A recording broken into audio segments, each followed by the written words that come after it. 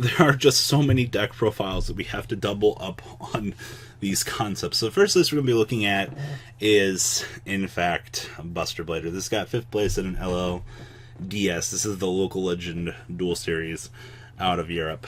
So for those of you that do not know, because my friend that was helping me make sure we had everything put together in this deck was like, I don't understand how Buster Blader fundamentally works as a deck. So for those of you that don't know, it's all basically within the equip cards themselves. So when Buster Whelp over here is normal summon, you can add a Destruction Sword card from your deck to your hand.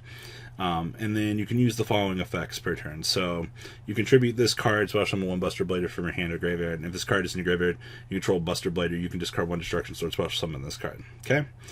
This is the one that I think makes the world go round. So you can target 1 Buster Blader you control, equip this card from your hand or your side of the field to that target. And then while this card is equipped to that monster, your opponent cannot special summon monsters from the extra deck. While this card is equipped to a monster, you can special summon this equipped card. You can only use the effect of Dragon, Buster, Destruction Sword once per turn. Here you go, folks. This guy locks the extra deck. So what's the go-to plan here? Well, you have things like the Destruction Swordsman. So it's 1 Buster Blader plus 1 Dragon monster. Must be fusion summon, can't be special by the ways.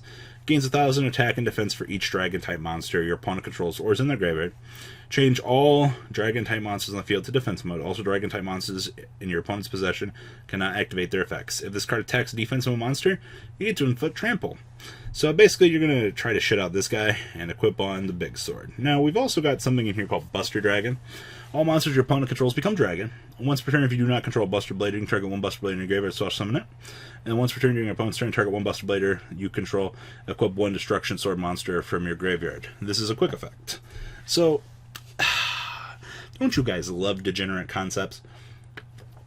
Like, I think a lot of people just kind of forget that, hey, I can lock your extra deck with Dragon Buster, the Destruction Sword. So, the build itself doesn't look particularly great, but I will say this. Fuck it, man. It's Buster Blader in this day and age. To see this deck succeed, to see...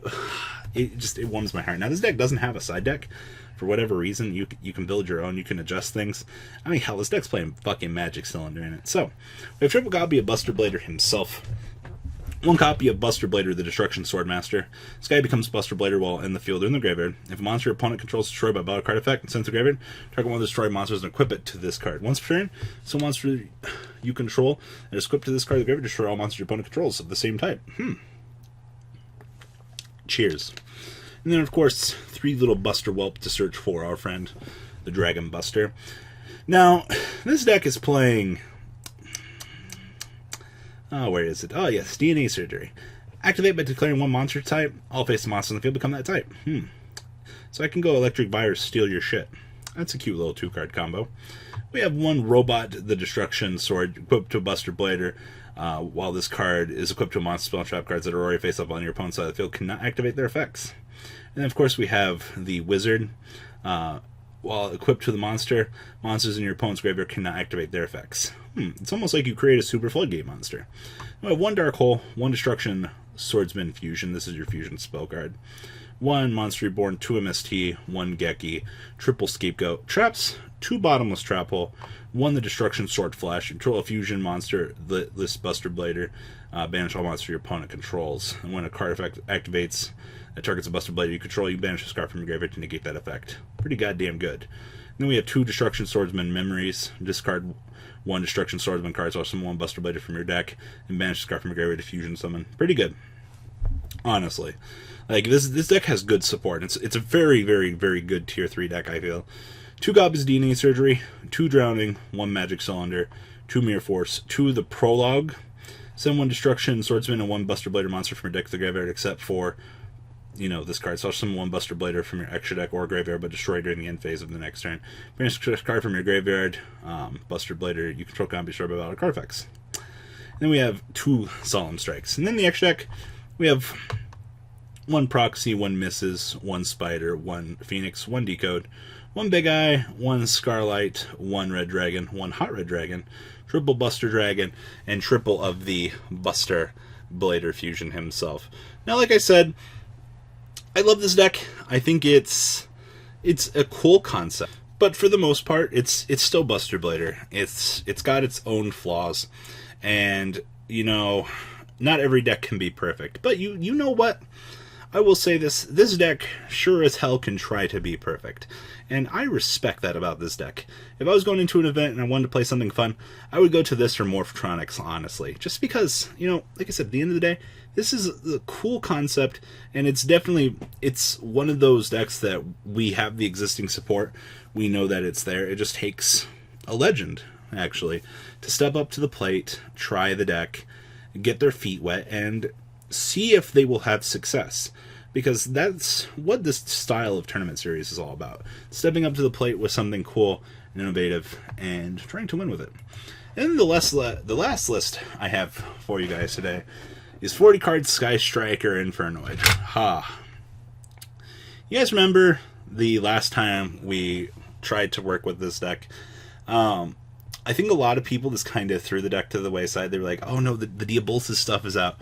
Oh no, we lost to grass. Infernoids are dead. Well, that's not the case, evidently. People are still having minute success with this. Huh. Who would have thought? So this is the top 8 from the Trinidad and Tobago regional. Yeah, I mean, it's still Infernoid in the year 2018. You know, Tiara is still a hell of a good card. So here's the thing, like, Imagination Station is still amazing. The fact that I guess you can't have access to it in all of your games in case it's like, oh hey, you know, you get extra linked and you're like, well, fuck. But you know what? This is a deck that has built-in removal.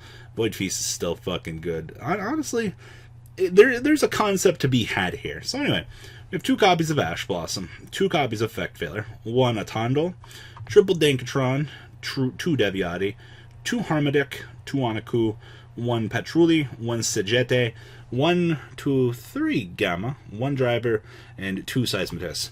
Your ratios for Noids is perfect. My problem is, playing 40 card Noid is kind of like shooting yourself in the foot. You will brick.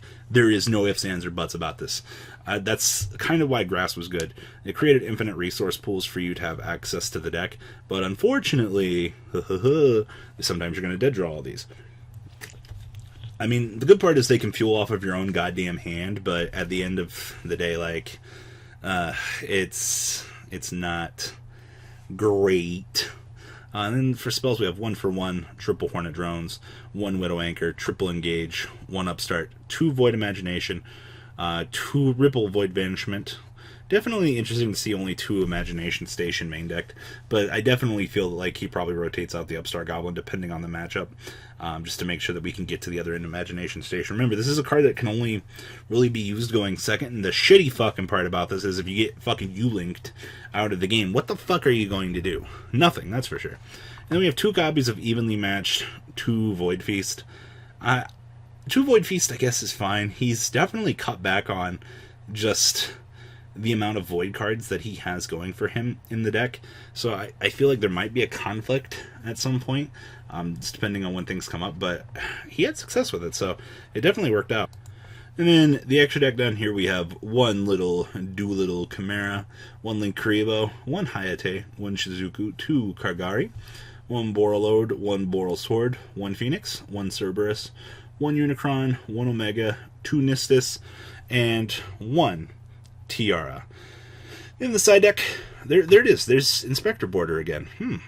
We have 2 Ghost Ogre, triple Mind Crush, triple Shared Ride, triple Twin Twisters, 1 Imagination Station, and 1 Evenly Matched, wrapping up this list.